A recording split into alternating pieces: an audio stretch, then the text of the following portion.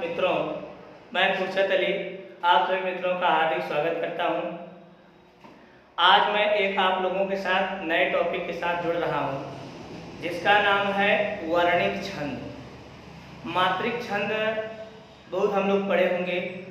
आज संस्कृत साहित्य के आधार पर वर्णिक छंद पढ़ने जा रहे हैं। सबसे पहले हम लोग यह जानते हैं कि वर्णिक छंद होता क्या है। वर्णिक छंद में क्या लिखे गए हैं। वर्णिक छंद जैसे एक मात्रिक छंद होता है, एक वर्णिक छंद होता है और छंद है, लेकिन ये दूसरे क्रम का जो वर्णिक छंद है, आखिर इसका क्या पर्पज है।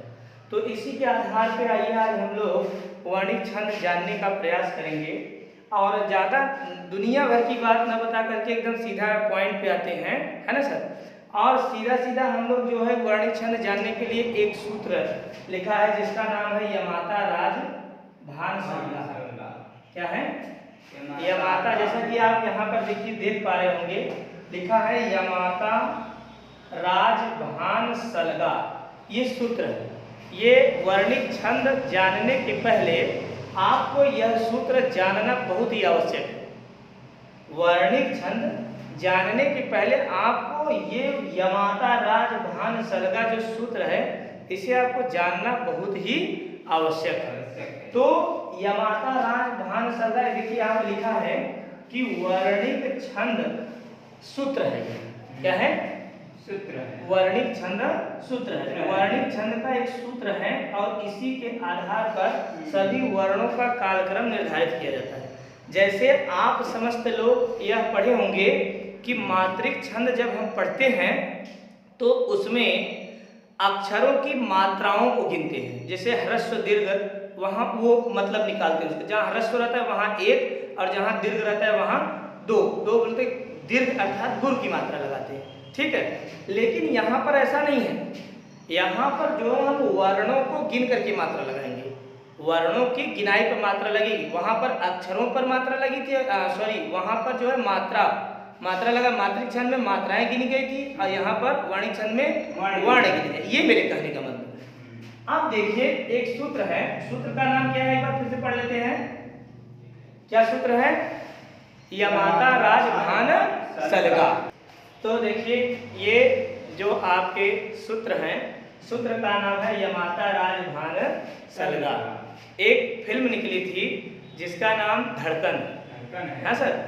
शिल्पा शेट्टी, सुनील शेट्टी और अक्षय कुमार। उसमें एक गाना था सर, गाना क्या था? दिल ने ये कहा है दिल से। अगर इसी तर्ज पे हम इसको बिठाएं तो बड़ा सरल हो जाएगा। आप भी कहिएगा थोड़ा। यमाता राज भान सलगा, यमाता राज भान सलगा, यमाता राज भान सलगा, यमाता राज भान सलगा, यमाता राज भान सलगा, यमाता राज भान सलगा। तो आप इस धुन पर भी इसे याद कर सकते हैं। इसके साथ साथ अब आइए यमाता राज भान सलगा ये है क्या। सबसे पहले मित्रों हम यह जानते हैं कि यमाता राज भान सलगा है क्या। अभी याद तो कर लिए हैं, अब आइए देखते हैं। तो यमाता राज भान सलगा का एक एक अक्षर हम यहाँ देखिए डिफाइन किए हैं। ठीक है, अब यही देखिए यमाता राज भान सलगा को हमने एकदम क्रम से नीचे लिख लिया।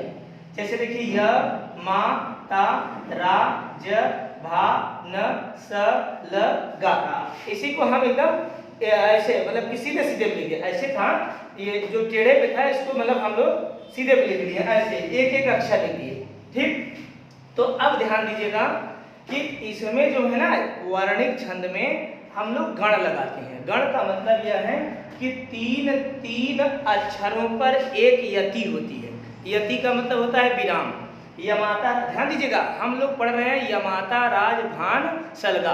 यमाता राज भान सलगा सूत्र कहता क्या है। आप अगर यमाता राज भान सलगा सूत्र समझ लिए तो सारा प्रक्रम ये सब जो लिखा है और इसके बाद और बहुत से छंद जैसे हैं, सभी छंदों का ज्ञान आपको जो है तड़ातड़ होने लगेगा। तो आइए देखते हैं यमाता राज भान सलगा को, इसी को उठा करके ऐसे देखिए सीधे पे लिखिए। ठीक, अब इसमें से तीन तीन अक्षरों को हम लिखेंगे। जैसे यह लिखिए तो य के बगल में यमाता राज भान सलगा का 3 अक्षर हम लिख लिए। तो 3 अक्षर हमें क्या मिला, य मा ता। ये देखिए य से हमने क्या 3 अक्षर लिया, य मा ता। अब जैसे य ले लिए तो य में हमें 2 अक्षरों की और आवश्यकता पड़ी थी। हम आवश्यकता इसलिए पड़ रही है क्योंकि 3 अक्षरों पर, बोले तो 3 वर्णों पर यति होती है, ठीक है। तो हमने जो है 3 अक्षरों का एक यति बनाना प्रारंभ किया यमाता राज भान सलगा सूत्र से। तो यमाता राज भान सलगा किसी को ऐसे लिखे यहाँ पर, फिर य से जो है य लिखे, फिर य में हमने 2 अक्षर जब और जोड़ा उसके बगल वाला तो माता मिला। तो तीनों मिल करके क्या बन गया, य माता। ये देखिए य माता, ये क्या हो गया, एक यति हो गई, बोले तो एक गण हो गया, ठीक। अब आइए माँ, य के बाद अगला अक्षर जब, अब ये देखिए य से नहीं मतलब है, अब य छोड़ करके हम माँ लेंगे। तो माँ जब लिए तो माँ के बाद 2 अक्षर हमें आगे वाला और जोड़ना है, तभी जा करके 3 का हमारा एक क्या बनेगा, गण बनेगा। तो हमने देखिए माँ के बाद ये तारा, ये 2 था, यहाँ पे हमने तारा ले लिया, तो अब माँ से मातारा हो गया, ठीक है, समझ में आया। फिर उसके बाद देखिए ता लिए, य माँ, फिर ता लिए, तो ता के बाद जो है 2 और ले लिए, राज। अब ता से बन गया आपका क्या, ताराज, ता से ताराज बन गया, समझ में आया। फिर उसके बाद ये देखिए रा लिए, अब जैसे जैसे लेते जाएंगे उसका एक अक्षर हमारा छूटता जाएगा। तो अब देखिए यहाँ पे ता से ताराज हो गया था, क्योंकि ता जब हम लिखेंगे तो उसके बाद यमाता राज भान सलगा से 2 अक्षर ता के आगे वाला और उसमें जोड़ देंगे। तो वादे के मुताबिक देखिए हमने जोड़ा ना। अब ये देखिए ता में जब राज जोड़ दिए तो बन गया क्या सर, ताराज बन गया। फिर उसके बाद रा, अब देखिए ताराज का ये ता हटा देंगे, अब यहाँ पे र लिख दिए, तो रा में जो है ये देखिए रा के बाद ज भा, ये 2 अक्षर मिले तो हमने जभा लिख दिया। फिर ऐसे से देखिए एक अक्षर लिखते जाएंगे, उसके आगे के 2 अक्षरों को हम प्लस करते जाएंगे। तो य से यमाता बन गया, माँ से मातारा बन गया, ता से ताराज बन गया, रा से राजभा बन गया, समझ में आ रहा है ना। फिर उसके बाद ज से जभान बन गया, भा से भानस बन गया, न से नसर। न से नसर कैसे बना, ये देखिए जब हम न लिए तो न के बाद 2 अक्षर हमें और जरूरत पड़ा, तो हमने दोनों मिलाकर क्या बन गया, न स ल, ठीक। फिर उसके बाद देखिए स जब अंतिम का लिए तो स के बाद 2 अक्षर हमें और मिल रहा था, तो अब पूरा बन गया क्या, स से सलगा बन गया। और इधर ल से, ल के बाद देखिए 2 अक्षर नहीं मिल रहा है, इसलिए ल से ल माने लघु और गा माने गुरु। इतना समझ में आया, ये प्रोसेस आपको पक्का है समझ में आ गया होगा। अब इसी के जस्ट एक पॉइंट और देख लीजिए, आपका वर्णिक छंद वहीं पर क्लियर एकदम डंके की जोड़ पर। अब देखिए यमाता, अब देखिए ये यहाँ पे लिखिए। अब कहने का मतलब यह है कि ये जो देखिए गण जोड़ा गया था, इसमें गण जोड़ दिया, गण मतलब 2 अक्षर, गण मतलब 2 अक्षर जो है जोड़ देंगे। तो य में जब हम गण जोड़ेंगे तो क्या बन जाएगा, ये गण। य में जब गण जोड़ देंगे तो क्या बन जाएगा, ये गण। म में जब गण जोड़ देंगे तो क्या बन जाएगा, तो ये समझ में आया। फिर देखिए त में गण जोड़ देंगे, र में गण जोड़ दिए, ज में गण जगण हो गया, भ में गण जोड़ दिए भगण हो गया, और न में गण जोड़ दिए नगण हो गया, और स में गण जोड़ दिए सगण, ल लघु और ग गुरु। अब ध्यान, कहने का मतलब यह है कि अगर जब यगण कहीं लिखा जाएगा तो यगण का मतलब हम तुरंत यहाँ पे आकर के इसको देख लेंगे, क्या लिखा है, यमाता। य से यमाता, और इसी यमाता को हमने क्या कह दिया, यगण कह दिया। तो यगण, अब ध्यान से समझिएगा, बहुत ध्यान से, यहीं पे समझने वाली बात है। अब आप एक बार फिर से इसको याद करेंगे, यमाता राज भान सलगा, जब कहा जाएगा यगण, क्या कहा जाएगा, यगण। तो यगण जैसे ही कहेंगे हमारे दिमाग में यमाता राज भान सलगा सूत्र स्थापित होना चाहिए। जब यमाता राज भान सलगा हम सूत्र स्थापित किए रहेंगे दिमाग में, तो य का मतलब यगण, और यगण का मतलब हम तुरंत लगा लेंगे क्या, यमाता, यमाता। यगण माने यमाता, और मगण माने माता रा, तगण माने ताराज, रगण मतलब राज, और जगण मतलब जभान, है ना, जभान। अब ये देखिए भगण माने भानस, ये भानस कहाँ से है, यहाँ देखिए भगण का मतलब भानस। अब ध्यान दीजिएगा, एक इसके अक्षरों में गण गण जोड़ करके इसका बन गया क्या, यगण मगण तगण रगण जगण भगण नगण सगण लघु और गुरु। ठीक। अब इसी यगण माने होता क्या है, यगण की हम मात्रा कैसे लगाएं, जब यह जानना होगा तो हम कुछ नहीं सिर्फ इतना जानते हैं, यगण का मतलब होता है यमाता। यगण का मतलब क्या होता है, यमाता। और यमाता में देखिए, य में देखिए लघु है और माता। अब इसी यमाता का यहाँ पर हमने चिन्ह लगा दिया, यमाता। आपको पता है कि जो अक्षर ह्रस्व होते हैं उनमें लघु एक की मात्रा लगती है ना, और जो अक्षर दीर्घ होते हैं उनमें दीर्घ बोले तो द्वि की मात्रा, गुरु की मात्रा लगती है। गुरु का मतलब दो होता है और ह्रस्व का मतलब एक होता है। आ की मात्रा, बड़ी ई की मात्रा, बड़ा ऊ की मात्रा, ए की मात्रा, ऐ की मात्रा, ओ की मात्रा, अंग की मात्रा, आह की मात्रा, ये सब गुरु वर्ण होते हैं। इनमें गुरु का निशान लगाया जाता है यश की तरह, ठीक। और अ की मात्रा, छोटी ई की मात्रा, छोटा ऊ की मात्रा, री की मात्रा, ये सब ह्रस्व स्वर हैं। ह्रस्व स्वरों की संख्या कुल 5 है, अ ई उ रील री। तो ये ह्रस्व स्वरों में हम एक की मात्रा लगाते हैं, ऐसे एक पाई खींच देते हैं, ये एक की मात्रा हो जाती है। और ऐसे करते हैं यश की तरह, तो वो क्या हो जाता है, गुरु हो जाता है। अब देखिए यगण का मतलब अगर कहीं यगण लिखा रहे, कहीं यगण, तो यमाता राजभान सलगा, यगण का मतलब य और उसके आगे का 2 अक्षर और जोड़ देंगे तो क्या हो जाएगा, यमाता। अब यमाता में देखिए य जो है ह्रस्व है, ह्रस्व हमेशा एक की मात्रा बोध कराता है, तो हमने एक की मात्रा लिख दिया। अब माता, दोनों में आ की मात्रा, यहाँ पे गुरु और गुरु हो गया। अब ध्यान से मित्रों समझिएगा यहीं पर कि यगण का मतलब हो गया यमाता, यगण का मतलब यमाता हो गया, और यमाता में यह ह्रस्व है और माता दोनों क्या है, गुरु गुरु है।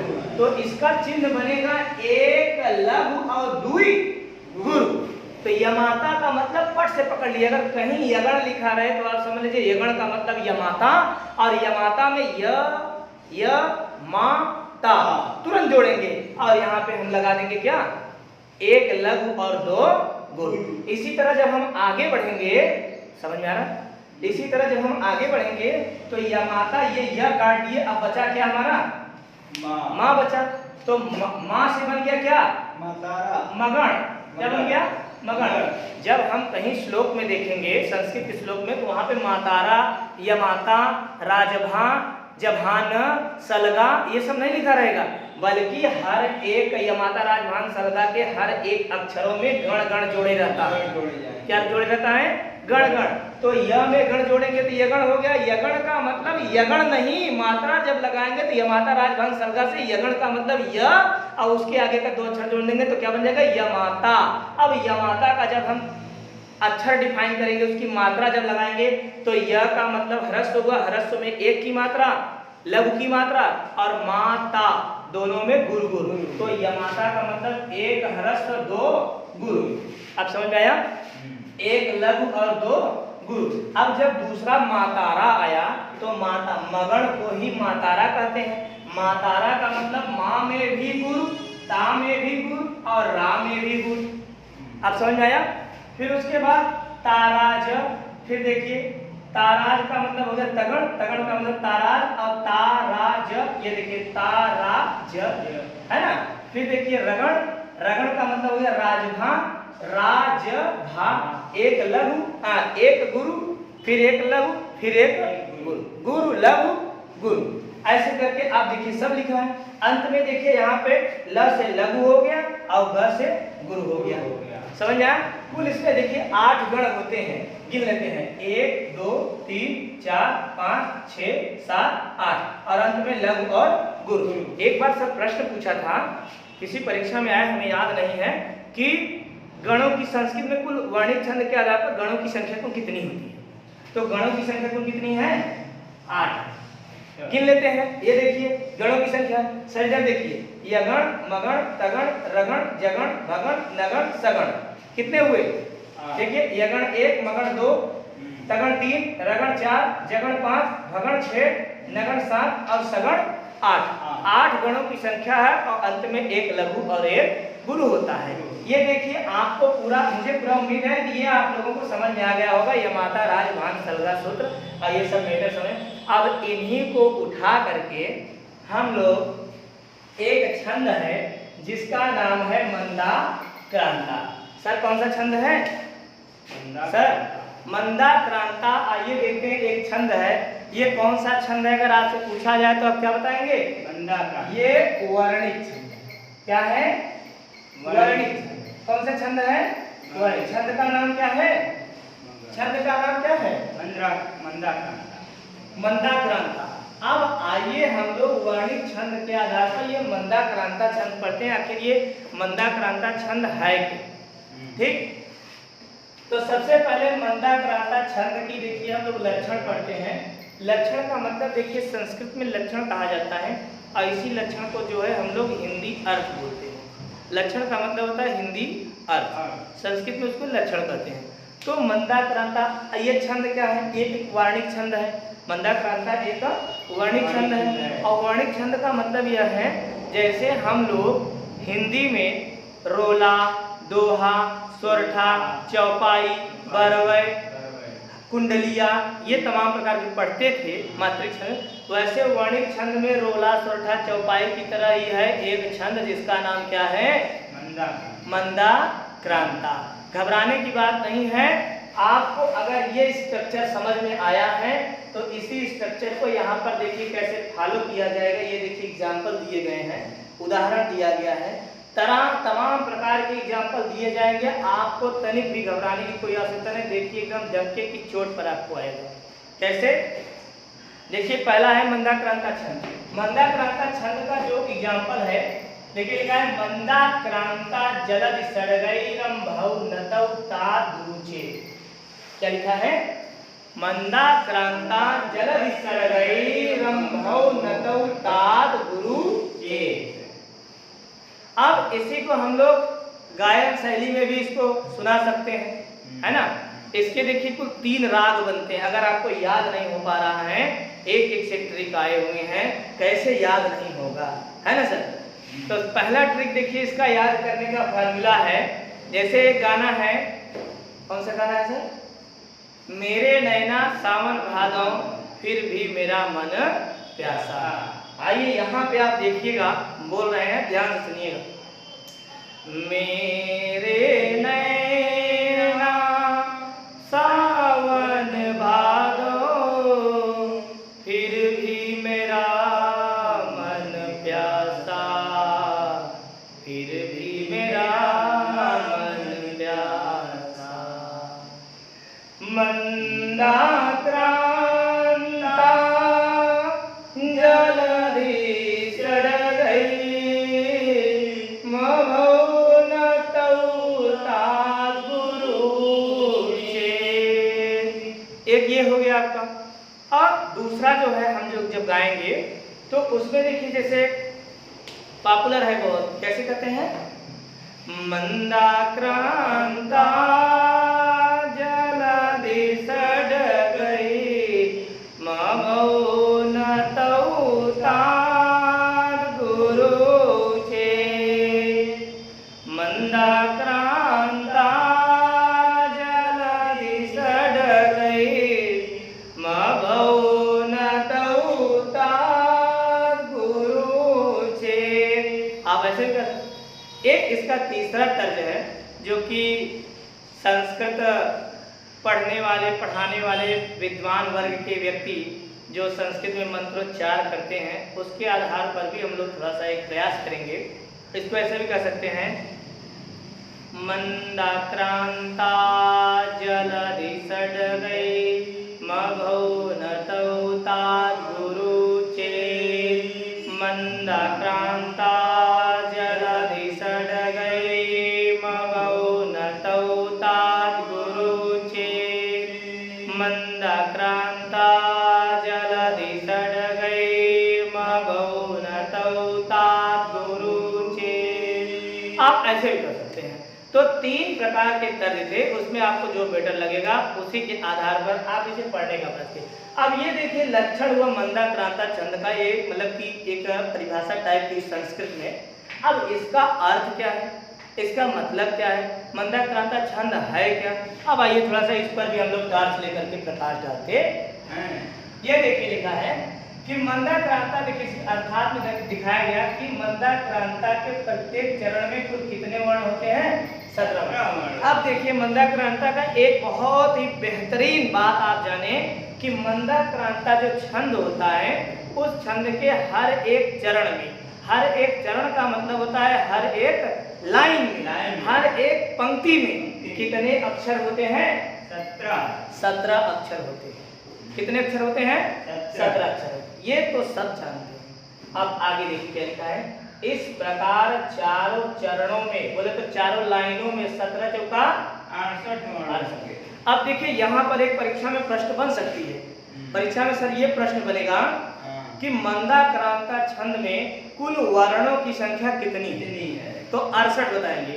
या एक प्रश्न ऐसे भी सस्ता वाला पूछ सकता है कि मंदाक्रांता छंद के प्रत्येक पाद में कितने वर्ण होते हैं? तो हम जानते हैं 17 चौका 68, हर एक पंक्ति में 17 वर्ण होते हैं। सर समझ आया? अब देखिए आगे, यह आपका थोड़ा सा जान गए। अब इस लक्षण का अर्थ क्या है? ये देखिए यहाँ पे लिखा है लक्षणार्थ। क्या लिखा है? लक्षणार्थ लिखा है। अब ये लक्षणार्थ में देखिए, लक्षणार्थ का मतलब होता है लक्षण का अर्थ। लक्षणार्थ मतलब लक्षण का अर्थ। ये देखिए लिखा है कि जिस छंद के प्रत्येक चरण में, प्रत्येक चरण का मतलब होता है प्रत्येक लाइनों में, प्रत्येक पंक्तियों में, जिस छंद के प्रत्येक पंक्ति में मगण, भगण, नगण, तगण, तगण, गुरु, गुरु वर्ण आए तो वे मंदाक्रांता छंद कहलाते हैं। मुझे पूरी गारंटी है, विश्वास है, जो यह वीडियो शुरू से देखा है और ये जो व्यक्ति समझा है ध्यान पूर्वक यहाँ पर, उसे मगण, भगण, नगण, सगण, रगण ये सब सुनने में अटपटा या आश्चर्यजनक नहीं लग रहा होगा, है ना? तो देखिए यहाँ पर साफ साफ वर्णों में लिखा है कि प्रत्येक चरण में देखिए मगण, भगण, नगण और 2 तगण तथा 2 गुरु वर्ण आते हैं। वहां पर क्या कहलाता है? मंदाक्रांता छंद, मंदाक्रांता छंद कहलाता है। ठीक। अब देखिए जिस छंद के प्रत्येक चरण में, ये ध्यान दीजिएगा, मंदाक्रांता छंद के हर एक चरण में, मंदाक्रांता छंद के हर एक चरण में मगण, भगण, नगण, तगण, तगण माने एक मगण, एक भगण, एक नगण, मगण, भगण, नगण 3 हो गया और 2 तगण, बोले तो 5। एक गण में कितने अक्षर होते हैं? 3। तो 5 गण हुए, कितने हुए? 15। और एक गुरु, बोले तो 2 गुरु, 15 2 17। इसका मतलब यह है कि मंदाक्रांता छंद के हर एक पंक्तियों में 17 वर्ण होंगे, जिनमें एक मगण, एक भगण, एक नगण, 2 तगण और अंत में 2 गुरु वर्ण होंगे। वह मंदाक्रांता छंद कहलाएगा। सरल है। अब देखिए, अच्छा ये मगण का मतलब समझे आप? मगण का मतलब, ये देखिए मगण था, मगण का मतलब भैया क्या हो गया? मातारा ना। और ये भगण का मतलब क्या हो गया? ये देखिए यहाँ पे भगण, ये यहाँ पे भगण माने भानस। और ये देखिए नगण, का मतलब क्या हो गया? नसल का मतलब हो गया, तीनों में क्या हो गया? लघु लघु हो गया। नसल तीनों में ह्रस्व है। और ये भानस में भा न स, और ये देखिए मगण मतलब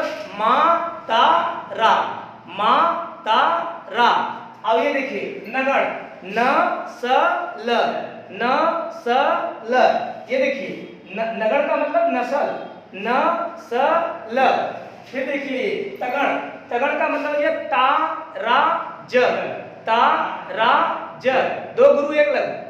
ये देखिए तगण, ये यहाँ पे है तगण का मतलब क्या हो गया? ताराज, रा ज, ता रा ज। आशा है समझ में आ रहा होगा। ये ध्यान दीजिएगा, मात्रिक छंद से भी सस्ता है ये। इधर देखो और उधर तुरंत लगा दो, चाहे वो ह्रस्व हो गुरु हो, उससे कोई मतलब नहीं है। एकदम महर्षि पाणिनि एकदम पक्का काम किए हैं, कहीं की कोई त्रुटि या गलती नहीं है। यह आपको मुझे पूरा उम्मीद है मंदाक्रांता छंद समझ में आ गया होगा। मंदाक्रांता छंद किसे कहते हैं तो आप बताएंगे, मंदाक्रांता जलधि सट गई मऊ घनव ताल गुरुचे। ये हो गया इसका लक्षण। लक्षण का जो है आपको यहाँ बता दिया गया है। उसका अर्थ कि जिस छंद के प्रत्येक माने हर एक पंक्तियों में एक मगण, एक भगण, एक नगण, दो तगण और दो गुरु वर्ण आए, वहां पर मंदाक्रांता छंद होता है। अब देखिए नोट में थोड़ा सा आप लोग जान लीजिए। नोट का मतलब यह होता है, थोड़ा ध्यान से देखिए। लिखा है कि इस छंद में चौथे, छठवें और सातवें अक्षर पर यति होती है। यति का मतलब होता है विराम होता है। मतलब कि कुल 17 वर्ण होते हैं, तो पहले 4 वर्ण पढ़ने के बाद हमें रुकना है, फिर आगे के 6 वर्ण पढ़ने के बाद हमें रुकना है, फिर आगे के 7 वर्ण पढ़ने के बाद हमें फिर विराम लेना है। इसके कहने का मतलब है कि प्रत्येक बोले तो मंदाक्रांता के प्रत्येक पंक्तियों में हमें 3 बार ब्रेक लेना है। कितनी बार? 3 बार। जैसे देखिए इसी को आधार बनाते हैं। अब इसमें 17 वर्ण है, गिन लेते हैं 1 2 3 और 4। यहाँ पर हमने क्या लगा दिया? ब्रेक लगा दिया, बोले तो यति लगा दी। फिर उसके बाद अब हमें कितने जाना है? देखिए यहाँ पे 6वें पे, तो यहाँ से गिनते हैं 1 2 3 4 5 6, यहाँ पे लगा दिए, क्योंकि ये जो है अवग्रह वाला अ और ये आधा म, ये अक्षर गिने नहीं जाते, जो पूर्ण होते हैं उन्हीं को गिना जाता है। तो देखिए 1 2 3 4 5 6, यहाँ पे हमने यति लगा दिया। ठीक, अब यहाँ पे देखिए ये 7 अपने आप आ जाएगा। 1 2, अगर मंदाक्रांता रहेगा तब तो 1 2 3 ये गिना नहीं जाएगा, 4 5 और ये क्या हो गया 6। 1 2 3 4 5 6 और यहाँ पे 6 था, यहाँ 6 था, तो नतौ ताज गुरुचे। ठीक है, अब देखिए क्या हुआ।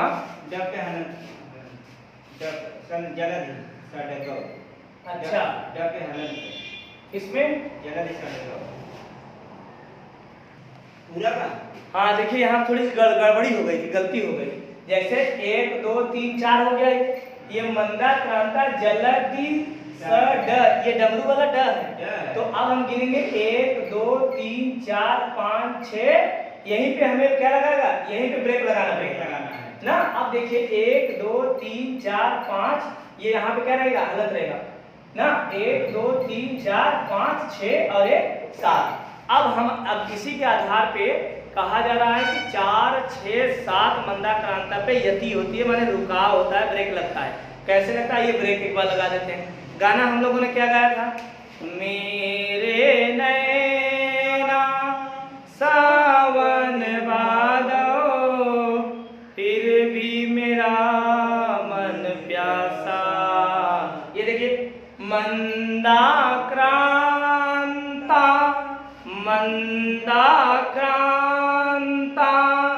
जलधि सट गए, मंदाक्रांता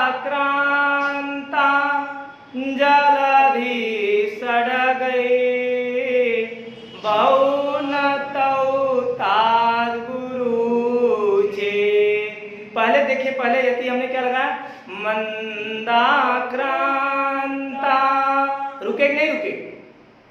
फिर 6वें भी रुकेंगे, जलधि सट गए, माँ भौ नतौ ताज गुरुचे। क्लियर हुआ? ये देखिए मंदाक्रांता जैसे बोला जा रहा है एकदम वैसे दिया भी जा रहा है, एकदम क्लियर है। समझ में आ रहा है ना? फिर देखिए यहाँ पर मंदाक्रांता के बारे में नोट, अगर आपको समझ में आ गया तो अच्छी बात है। यहाँ पर देखिए लिखा है इस छंद में चौथे, छठवें और सातवें अक्षर पर क्या होती है? यति होती है। यहाँ इस प्रकार 4 6 7 पर हमें रुकना होता है। एक बात और ध्यान दीजिएगा, मंदाक्रांता छंद हम ऐसे भी पकड़ सकते हैं, अगर 4 6 7 पर यति हो रही है तब पर भी मंदाक्रांता होगा। पहली बात। दूसरी बात क्या? जिस छंद के प्रत्येक चरण में मगण भगण नगण, ये देखिए नगण भगण और मगण और 2 तगण तथा 2 गुरु वर्ण आते हैं, वहां भी क्या होता है? बोलिए मंदाक्रांता छंद होता है। ये देखिए थोड़ा सा और लिखा गया है मंदाक्रांता छंद का। देखिए लिखने का स्टाइल आपको पता ही है। अब यहाँ पर वही देखिए दर्शाया जा रहा है, मगण भगण नगण तगण तगण गुरु गुरु बोले तो 17 पूरी उम्मीद है आपको समझ में आ गया होगा, आया है ना। अब देखिए यहाँ पर इसके थोड़े से एग्जाम्पल हम समझ लेते हैं, और यह एग्जाम्पल बड़ा ही महत्वपूर्ण एग्जाम्पल है, बहुत ही महत्वपूर्ण, बहुत ही क्या बोलते हैं कि चुनिंदा है, चुनिंदा बड़ा पॉपुलर उदाहरण है। यह महाकवि कालिदास द्वारा विरचित गीत काव्य मेघदूतम का यह मंगलाचरण है। महाकवि कालिदास जी द्वारा विरचित गीत काव्य या खंड काव्य, संदेश काव्य, कुछ भी कह सकते हैं, उसका यह बड़ा ही चर्चित और पावन श्लोक है, जिसमें यक्ष अपनी विरहिणी, अपनी प्रियतमा यक्षिणी से बिछड़ करके 1 साल का जो है श्राप के दिन काटता हुआ रामगिरी आश्रम में बैठ करके अपनी प्रियतमा, अपनी पत्नी यक्षिणी से दूर होकर के, जो कि इस समय वो कहाँ रह रही है, अलकापुरी नगरी में रह रही है, वहां से ये जो है कि उसने ये अर्थ लगाने का प्रयास किया गया है। महाकवि कालिदास बता रहे हैं कि किस प्रकार से यक्ष जो है अपनी यक्षिणी को देखने के लिए उतावला है, और वह अपने रुदन स्वरों में क्या क्या कह रहा है। यह मंगलाचरण भी है, और यह कैसा मंगलाचरण है, ये मंदाक्रांता मंगलाचरण में, ये जो मंदाक्रांता मंगलाचरण लिखा गया है, यह मंगलाचरण का कौन सा भाग है, वस्तु निर्देशात्मक है कि नमस्कारात्मक है कि आशीर्वादात्मक, ये मैं पूछ रहा हूँ। ये वस्तु निर्देशात्मक मंगलाचरण है ना, ना तो इसमें आशीर्वाद की कामना हुई और ना ही इसमें नमस्कार, इसमें जो है वस्तु में किसी व्यक्ति की बातें कही गई हैं। तो देखिए मेघदूतम का मंगलाचरण। और एक बात ध्यान दीजिएगा, महाकवि कालिदास जी जो हैं, मेघदूत अपने जो दोनों भाग, उत्तर मेघ या पूर्व मेघ, जो दोनों लिखे हैं, 115 श्लोकों का जो ये महान ग्रंथ है, 121 माने हैं लेकिन 115 साक्ष्य के रूप में है ना, तो 115 श्लोकों का यह जो महान ग्रंथ मेघदूत है, पूरे के पूरे 121 श्लोक जो हैं, पूरे के पूरे श्लोक मेघदूत के मंदाक्रांता छंद में ही लिखे गए, एक भी श्लोक किसी और छंद में नहीं दर्शाए गए हैं। तो अगर पूछा जाए कि मंदाक्रांता का सबसे स्पेशल ग्रंथ कौन सा है, स्पेशल ग्रंथ मंदाक्रांता, तो हम क्या बताएंगे, मेघदूतम, है ना। तो मेघदूतम का यह जो मंगलाचरण है, आइए इसी को पढ़ते हैं और थोड़ा सा आनंद लेते हैं मंदाक्रांता छंद के एग्जाम्पल को पढ़ करके। सबसे पहले वाला धुन वही पढ़ते हैं, कश्चित् कांता विरह गुरुणा स्वाधिकारात् प्रमत्तः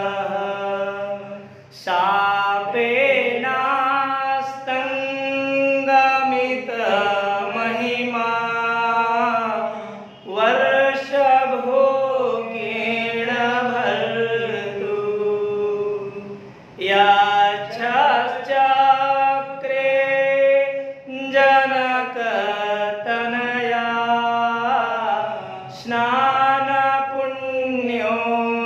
स्नानपुण्योदकेषु स्निग्धछाया तरुषु वसतिं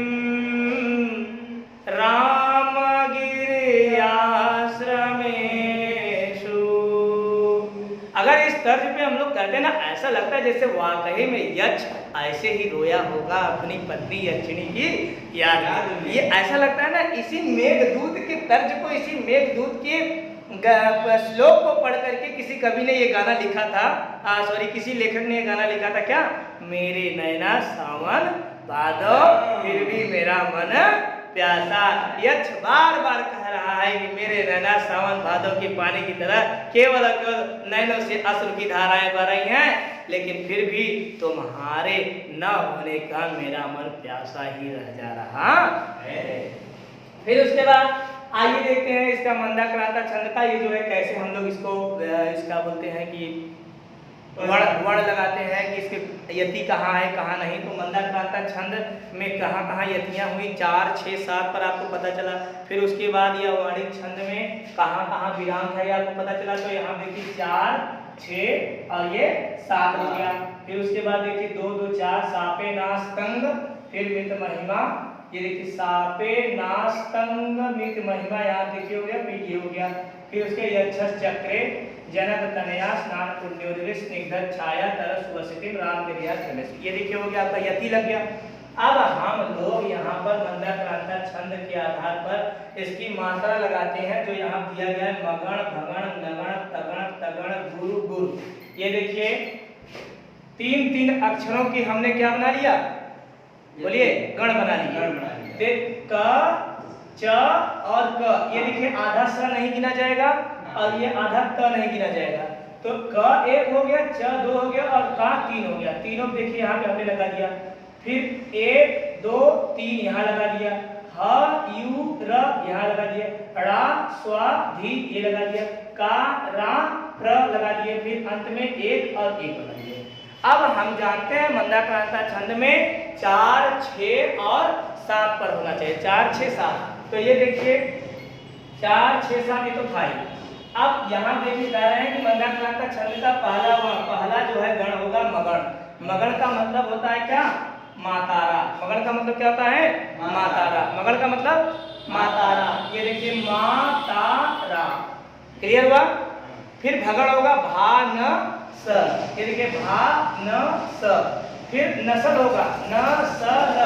नगण देखिए, ये देखिए नगण, ये आपको याद होना चाहिए, नसल।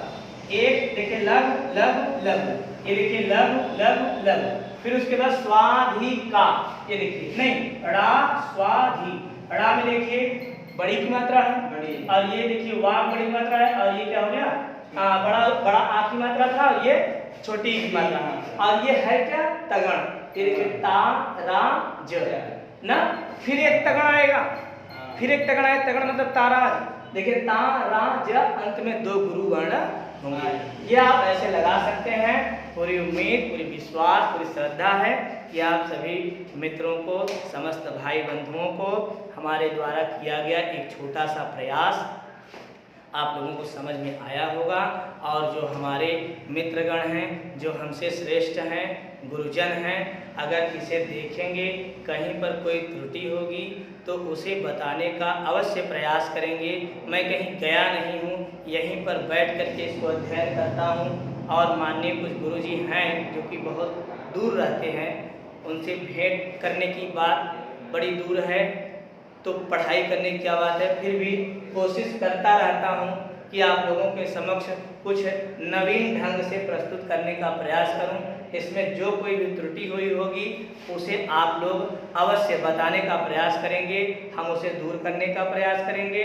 और अगर मुझसे जाने अनजाने में कुछ आपको अच्छा लगा होगा तो आप उसे अवश्य ग्रहण करने का प्रयास कीजिएगा।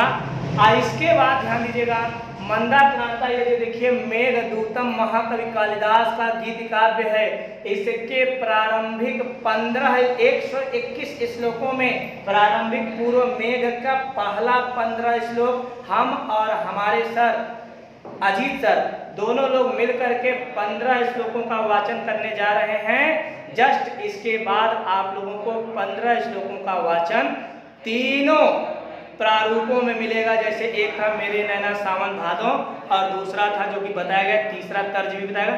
तीनों तर्ज पर 5-5 श्लोकों को लेकर के हम लोग बहुत जल्दी आप लोगों के सम्मुख प्रस्तुत होते हैं। तब तक के लिए आप सभी मित्रों को नमस्कार, जय हिंद, जय भारत, वंदे मातरम।